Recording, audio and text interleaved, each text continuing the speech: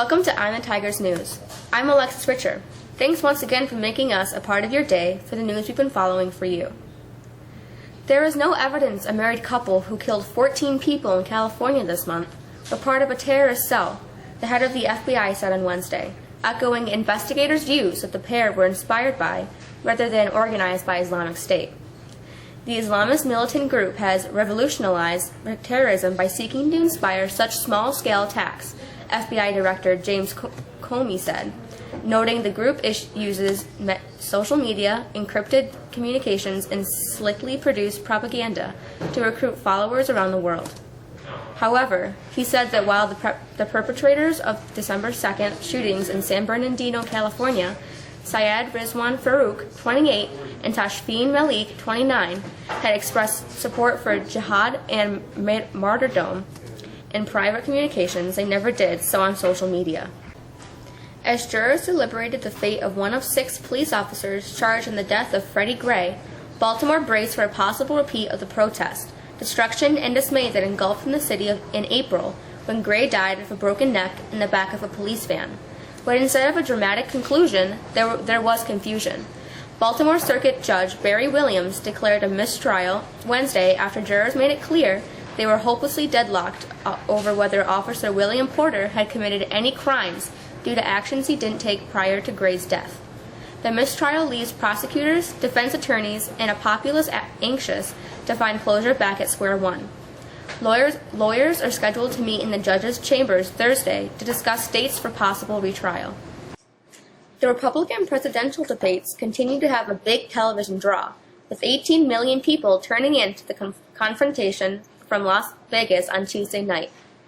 The Nielsen Company said on Wednesday this made it the third most watched among the 5 GOP primary debates that have taken place so far this year.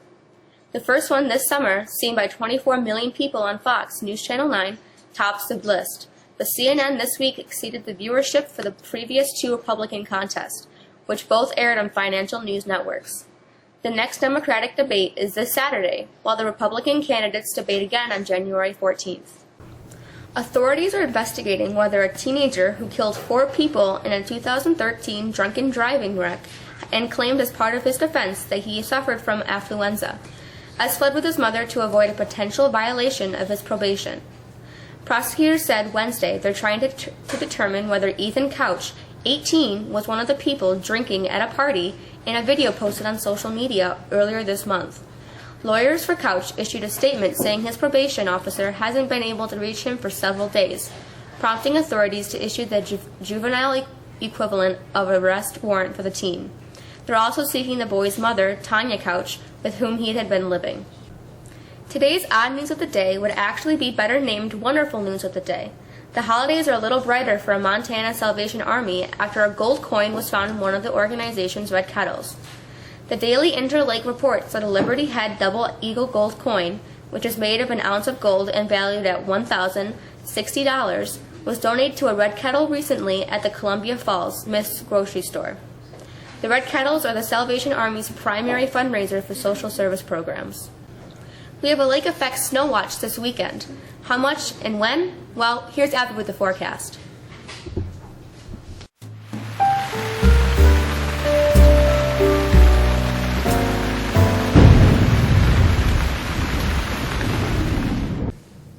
Record warm temperatures for the month of December may be coming to an end.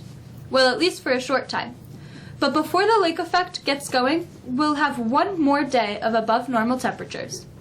For the rest of our Thursday, look for cloudy and wet weather before a cold front moves in overnight, bringing in much more seasonable weather for Friday. We'll struggle to get to 40 tomorrow, and we may even see a few flakes, especially in the morning. It's on Friday evening when the lake effect gets going.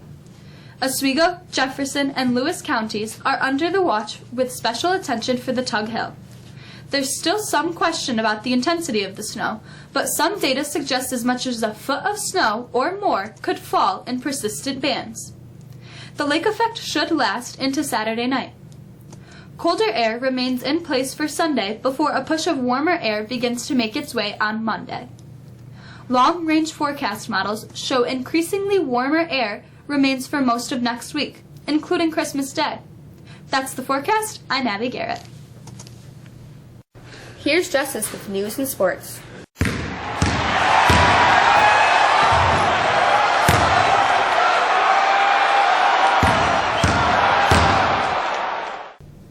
Abby Wambach walked off the field for the final time like a rock star, drop mic and all. It sounded as if she was ready to party like one too. She wasn't able to leave with a victory in her final game with the U.S. national team. China's 1-0 victory on Wednesday night, the U.S. team's first home loss in more than a decade. Wambach played into the 72nd minute, managing 2 threatening headers and a shot on goal from inside the penalty area before subbing out of a match for the final time. Wambach is a career scoring leader in international play for men and women with 184 goals. Mexico's swimming and diving team took over a key league meet last Tuesday, outlasting Oswego 108-75. Winners for Mexico were Jason Ray, Dan Mullen, Noah Galuzzo, John Acker, and the 200 and 400 yard freestyle relay team. Mexico girls basketball team got back on the winning way on Tuesday as they traveled to ESM for a 37-27 victory. The team was led by Kendra Harder's 15 points and Ariana Kennedy's 9. The team heads to Oswego Friday night.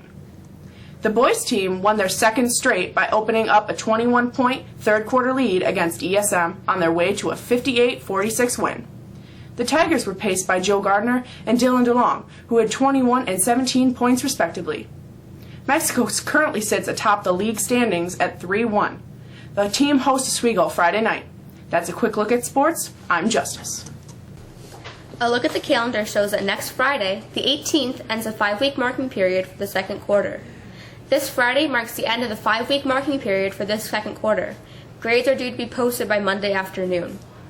A holiday jazz concert is scheduled for 6:30 at Destiny USA. That's it for us today. Look for us again Friday afternoon. For the staff of I'm the Tigers, we thank you for joining us today. Have a great day.